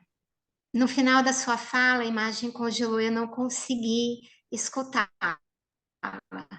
Bom, eu vou repetir, assim, em geral, a pergunta era só o finalzinho. Tá, se, como um fiscal sanitário, fazendo uma inspeção em um serviço de sangue, ele consegue identificar se aquele serviço realiza validação e se realiza uma validação de processos adequada. Bom, eu acho que, em primeiro lugar, se o serviço realiza a validação, pegar documentação, porque não adianta dizer realizamos, está aqui em um nível de documentação, me diz que ela foi feita, mas as evidências, Auristela, elas são muito importantes.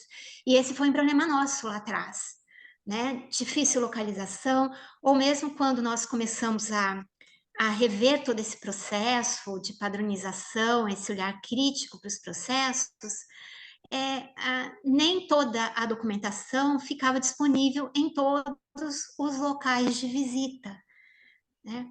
Então, buscar um local na instituição onde você consiga uma compilação, uma evidência, e aí de que o processo foi feito, mas ter acesso à documentação de validação. Acho que, seja ela física ou informatizada, é muito importante.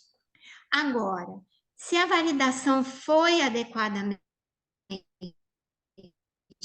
feita, aí você pode pensar em duas situações.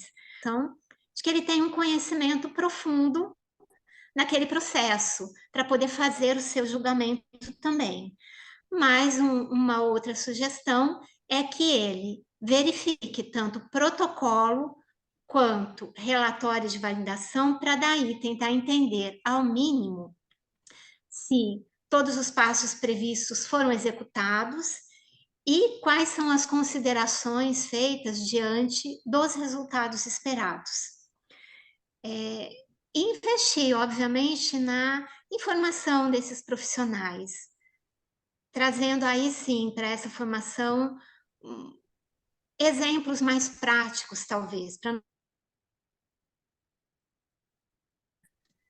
Acho que esse é o caminho, e a gente realmente que no Brasil tem um território extremamente vasto e uma diversificação grande de serviços e de compreensão e do olhar dos profissionais que estão fazendo a fiscalização. Isso a gente observa em comentários que muitas vezes há diferença do olhar de um grupo de São Paulo para um grupo do Rio de Janeiro, dentro mesmo de São Paulo, diversas visões.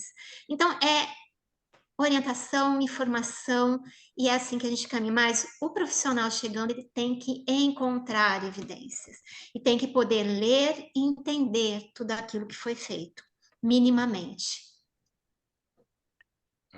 Obrigada, Andréa. Você poderia contar para a gente, né, por que avaliar os processos? Quais são os métodos, né, de avaliação, de validação, e nos lembrar quais são esses processos, né, mais complexos que necessariamente precisam ser avaliados?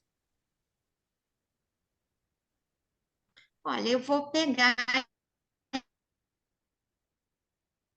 O seu som tem falhado, assim, acho que talvez seja a produção de hemocomponentes, né? Processo que você tem como chegada uma bolsa de sangue total, hoje no mercado, uma grande variedade de sets, que são as bolsas de sangue, que possibilitam a obtenção de produtos com características bem variadas, né? E esses processos, eles são independentes de centrifugação, de observação de tempos entre o ato da coleta e o processamento.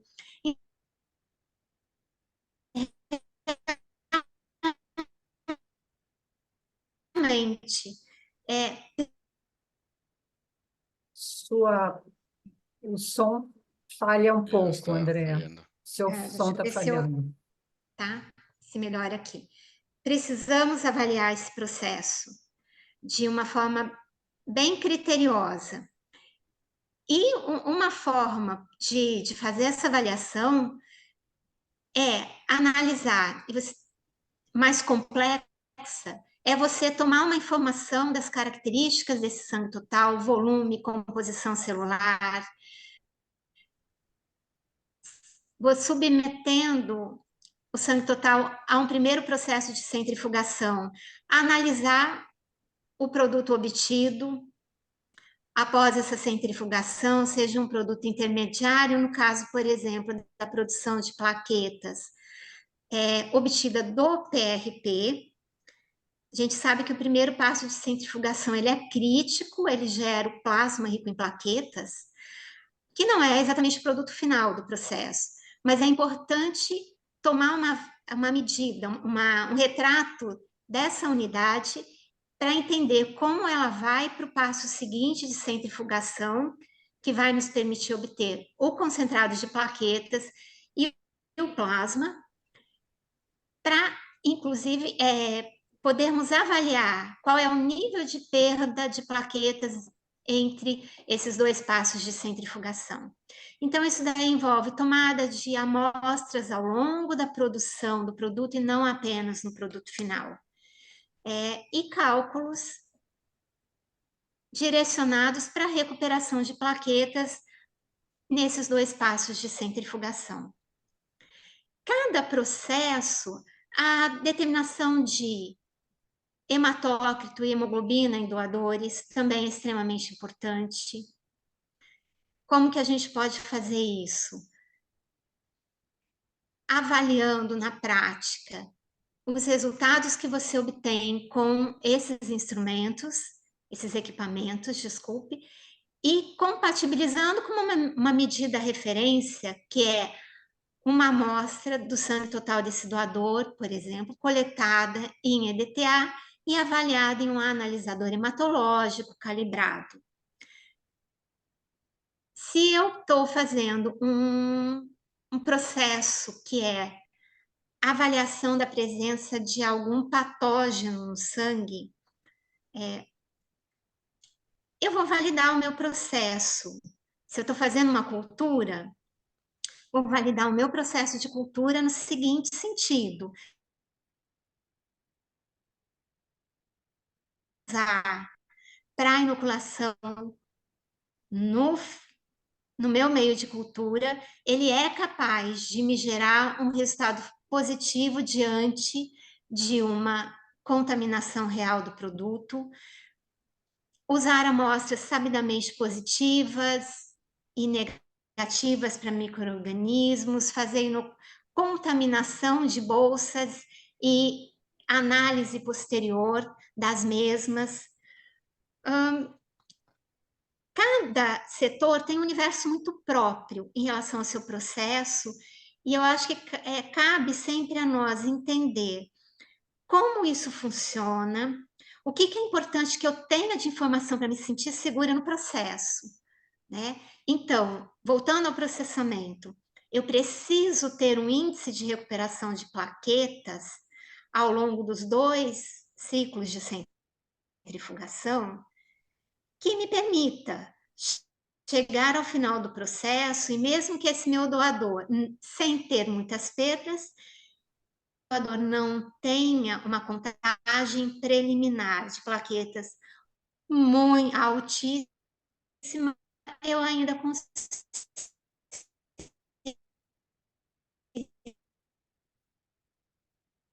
a minha legislação. Não sei se acabei sendo muito clara. Sim, André, a gente tem outras perguntas aqui para os outros apresentadores, e aí, mais alguma pergunta a gente volta a você, tá bom? Obrigada. Viu? Obrigada.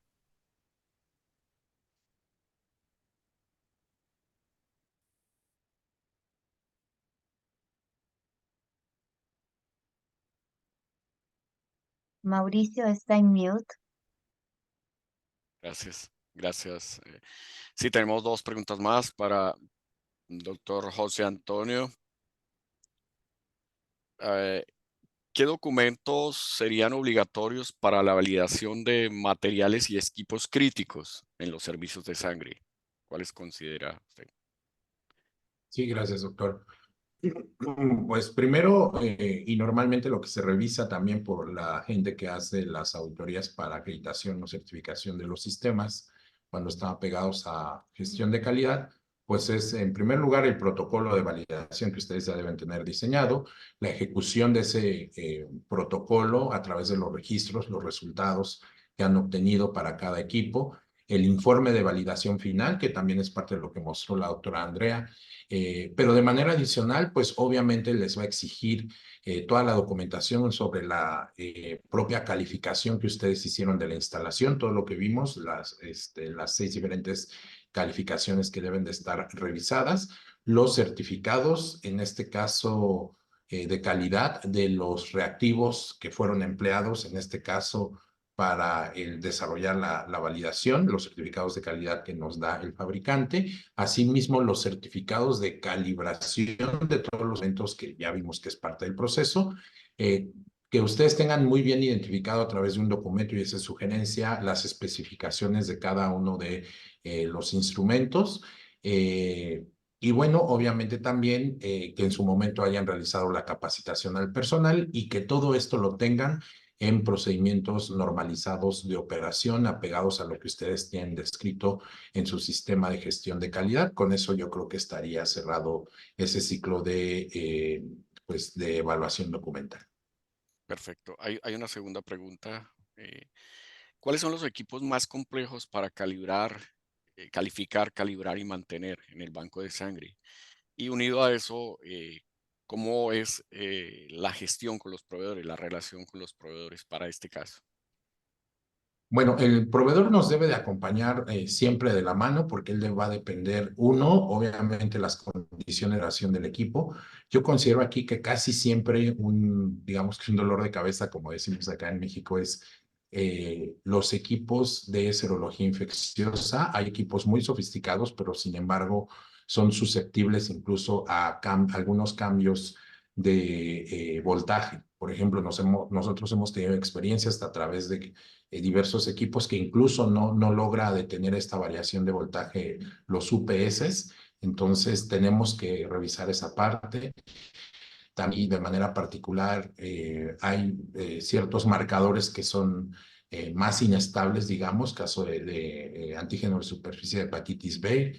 Entonces, por toda esta situación, pues creo que es más difícil de controlar, incluso algunos son muy susceptibles a la calidad del agua, y bueno, entonces todo esto debemos ir en la mano del fabricante, sobre todo porque a veces somos dados a cambiar lo que el fabricante nos indica, y pues él ya validó su equipo y todo su proceso bajo ciertas características. Entonces también es importante las variaciones de temperatura controlada en el laboratorio. Hoy día en México estamos viviendo una ola de calor que no se había visto en prácticamente nunca. Entonces tenemos pues temperaturas a veces fuera de rango de control de especificación. Entonces creo que de ahí debemos ir de la mano del fabricante para poder establecer pues un adecuado parámetro de funcionamiento y sobre todo verificar de manera adecuada pues desde la instalación. Hay quienes nos saltamos esa parte y después ya resulta que el desempeño del equipo no es el mejor, pero justo es porque nos saltamos la parte de la verificación de la instalación y la verificación del desempeño. Muchísimas gracias, doctor José Antonio. Hay dos preguntas para el profesor Duy. Creo que hay más preguntas para la doctora. Voy a continuar con el profesor Duy y te devuelvo luego la palabra, doctora Brisela. Profesor, algunos servicios de sangre rotan permanentemente el personal por las diferentes áreas. ¿Cuál es su consideración al respecto? Bueno, creo yo que la consideración para ese personal es lo mismo. Es decir, que si tenemos personal que están en diferentes áreas, tienen que tener las competencias para todas esas áreas. No hay una diferencia en eso. Es lo cual la organización tiene, si es una organización chica, que las personas tienen que trabajar en diferentes áreas, las competencias están muy bien definidas para todas esas áreas, entonces el personal tiene que cumplir con esas competencias. Es muy fácil.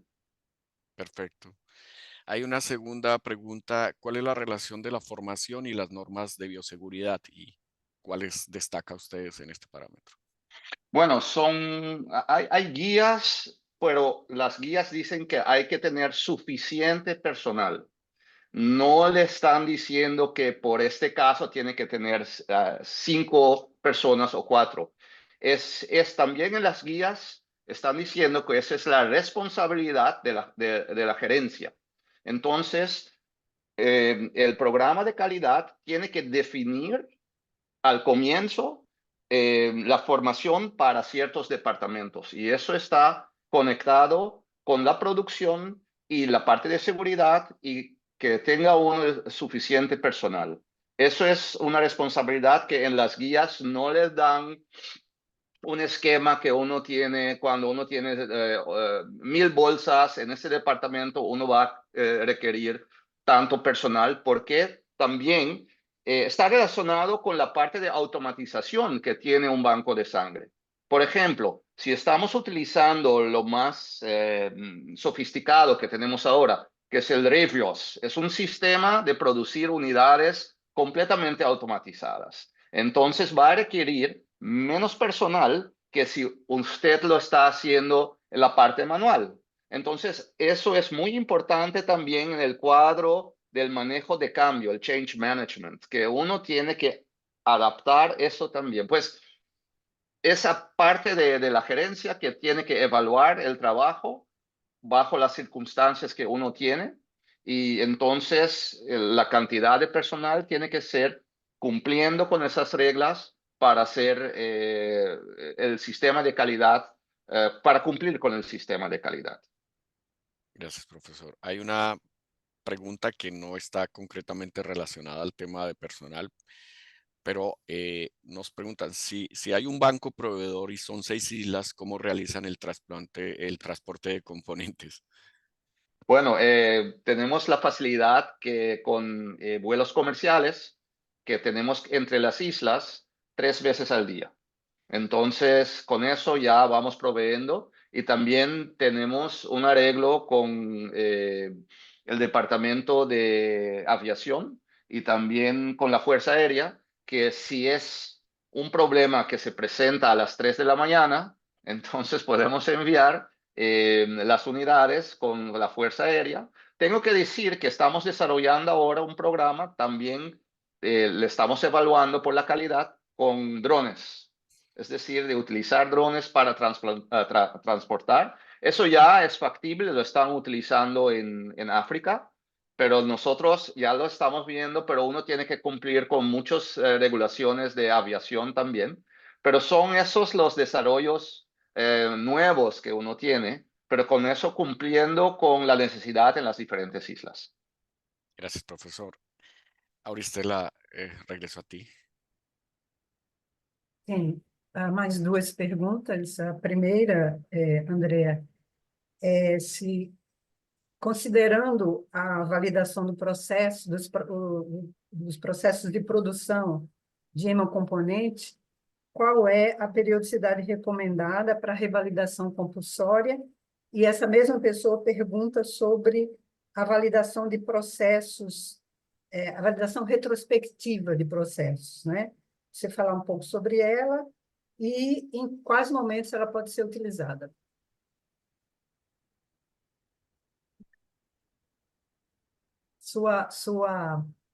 Seu fone está fechado. Opa. Então, a primeira, Auristela, só retoma para mim. A segunda é sobre a revalidação retrospectiva. E a primeira é sobre a periodicidade, né? Então, em relação à periodicidade, né, dos processos do processamento, nós não existe um documento, pelo menos tempo, né, mínimo ou eventualmente máximo, e nem que ela tenha que ser feita, né, de uma forma regular. Nós aqui adotamos inicialmente para grande parte dos processos 1 ano, e depois, ao longo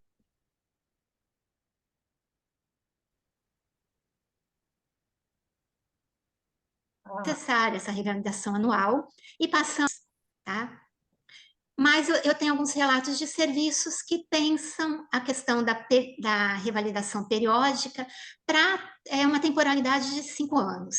Então, essa é uma opção do serviço, né? Aí ele vai entender se esse processo todo ele vai gerar um feedback extremamente positivo, ou se ele vai simplesmente se vai ter um dispêndio aí de tempo e de recursos que talvez não fosse necessário.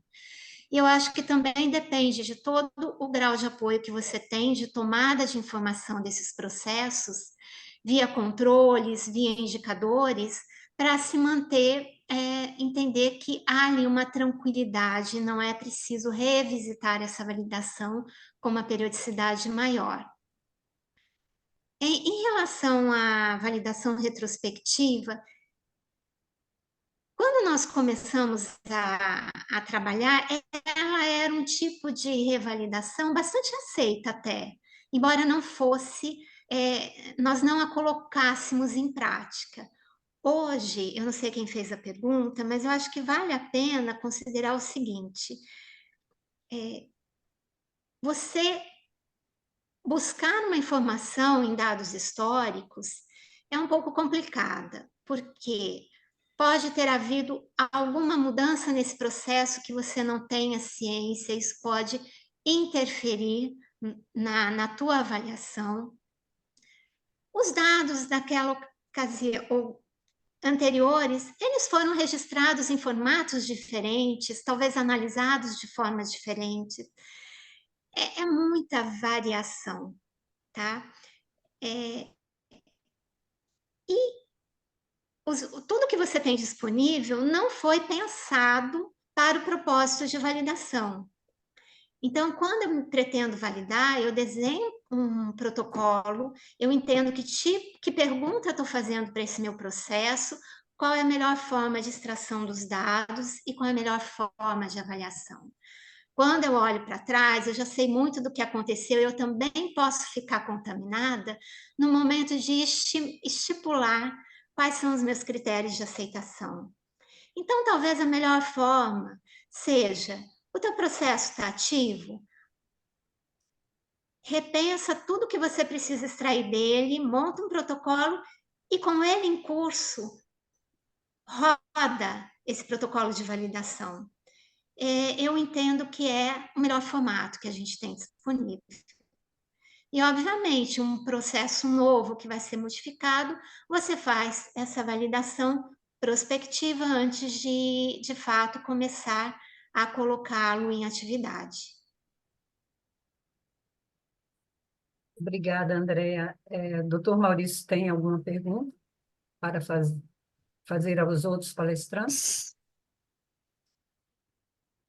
Sí, hay otras preguntas, gracias, Auristela. Para el doctor Arroyo, ¿existe una legislación que indique una temperatura adecuada para las instalaciones donde se guardan equipos? ¿Temperatura, humedad, presión atmosférica de estos ambientes? Bueno, estrictamente hablando que me marque un valor, no. Sin embargo, casi siempre, como el sistema de gestión y también la norma 007 del laboratorio indica que se deben desarrollar, pues, de manera puntual, todas las acciones que indique el fabricante para que el método funcione de acuerdo a lo que el propio fabricante ha establecido, se sigue lo que sugiere para el funcionamiento. Ahora, por concepción, el área de laboratorio, de acuerdo a buenas prácticas, pues se trata de mantener siempre en un entorno de 22 grados centígrados.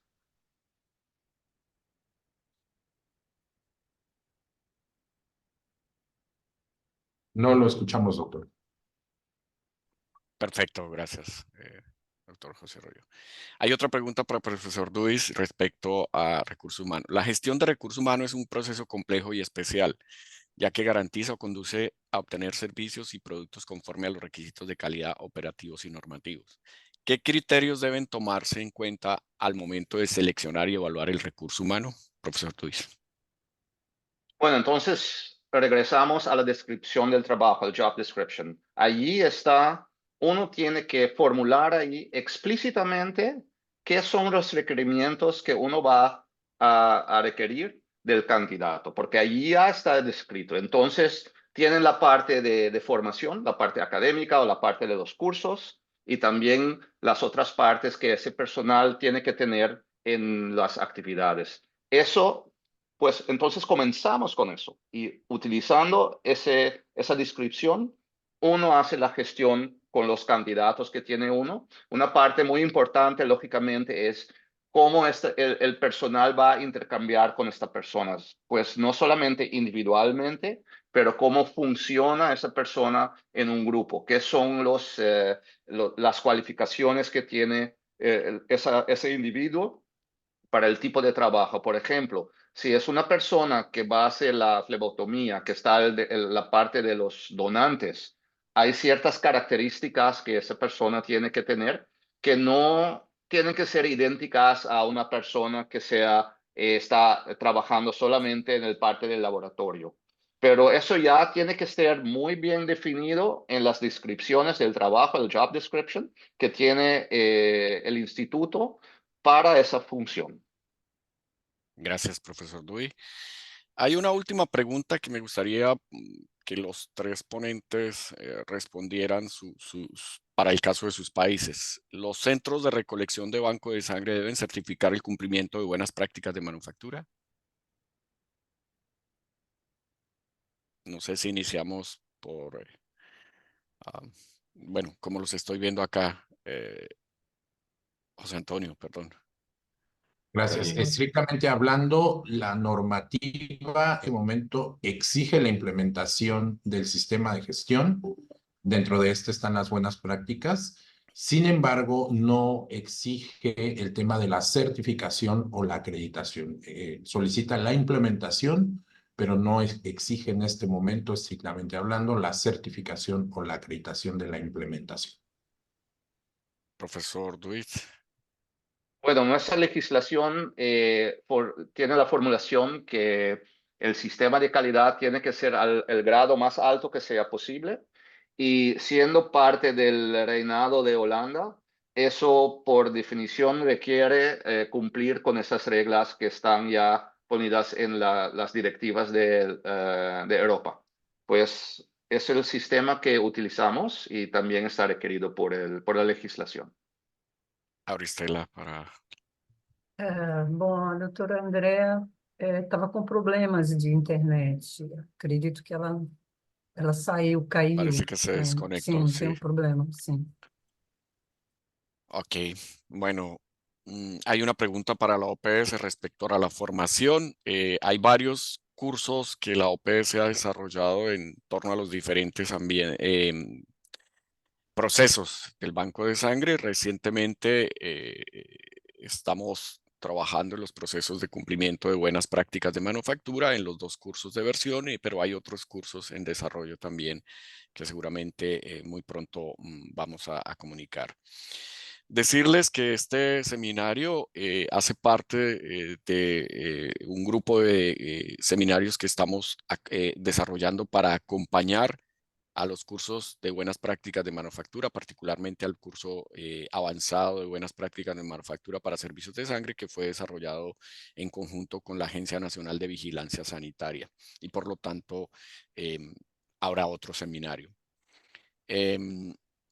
También amablemente les pedimos reserven la fecha del 13 de junio, del 13 de junio de 10 de la mañana a 5:30 de la mañana, hora de Washington, para invitarlos al seminario regional con motivo del Día Mundial del Donante de Sangre, donde trataremos 2 temas: experiencias regionales en promoción, regionales y fuera de la región, regiones de la OMS en donación voluntaria, para avanzar al 100%, y modelos de organización y centralización de servicios. Tendremos profesores de Francia, de Japón, de Brasil, de México. Habrá traducción inglés y del Caribe, inglés, portugués y francés. Auristela, no sé si tienes algún otro comentario. Gostaria de agradecer a participação de todos, tivemos uma participação grande, né, e aos panelistas. Infelizmente, a doutora Andrea não conseguiu manter a conexão, e convidar todos a participar, se inscrever no curso. Os links estão colocados aí no chat, e participar dos fóruns. A gente tem moderador em português e em espanhol, então cada um aí dos participantes poderá fazer suas questões lá no fórum e fazer uma discussão também. Obrigada. Gracias, Auristela. Agradecerles a los participantes, a los panelistas, la doctora Andrea Auriga, al doctor José Arroyo, al doctor Ablis, a ti, Auristela, por acompañarnos en esta moderación, a mi colega Ana Mengíbar, que está también apoyando este desarrollo, a nuestro equipo técnico y logístico de OPS, Lizeth Núñez, Laura Ferrer, Gerardo Sánchez y Abraham Valles, y a los traductores por acompañarnos estas 2 horas. Profesores y participantes, muchas gracias. Nos vemos en una oportunidad. Muchas gracias por todos sus aportes y el apoyo a este seminario. Fue un placer. Feliz tarde para todos. Chao. Hasta pronto. Hasta luego, profe. Chao, José Antonio. Auristela, feliz tarde. Gracias. Gracias. Gracias. Posso fazer uma pergunta antes de a gente terminar aqui? Algumas pessoas têm perguntado se ele vai ficar gravado, e